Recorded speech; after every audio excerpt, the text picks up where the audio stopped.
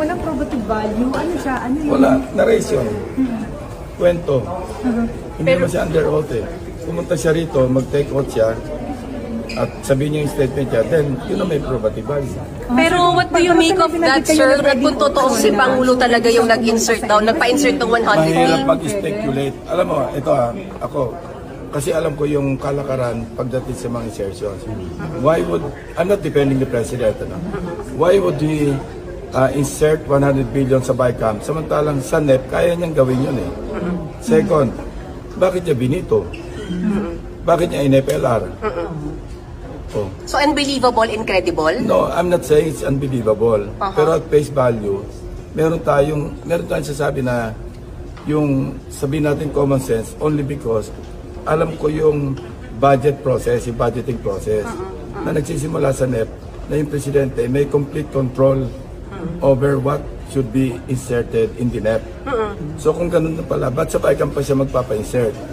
Na hindi siya part ng BICAM. Hindi siya part ng BICAM eh. So dapat sa NEP pa lang, sinabihan niya na yung DBM, sinabihan niya yung DBCC, uy, magbigay kayo ng 100 billion sa DPWH. And okay, after assuming na totoong nagpa-insert sa BICAM, ba't yung bibito?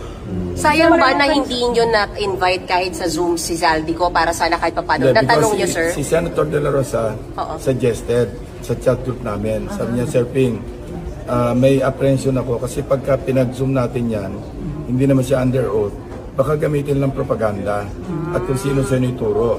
And we cannot hold him accountable. Hindi natin siya ma-cite in contempt of the committee because wala siya rito. At hindi naman siya under oath.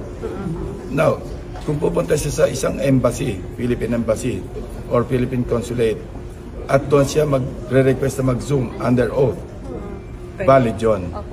Pwede po ninyong payagan yun, sir? Yes, kung magre-request lang ganun. May invitation nga kami sa kanya eh. What do you also make of yung testimony ni Bernardo? For example, kila Grace po, kila Mark Villar, na hindi sila mismo nakausap, staff lang. That's all under consideration paggawa namin ng committee report. Mahirap yung hindi direct at saka walang supporting evidence or document. Yun ang sinasabi ko sa kanya when I talk to him. Kung magsasabi ka ng pangalan, kailan meron ka pinangahawakan na maililink mo yung pangalan at sa hawak mong dokumento. Kung wala, wag mo na lang sabihin. So, hindi ko lang po ipapasabi na ba siya? Aabot ba kayo sa pagpapaaresto? Hindi.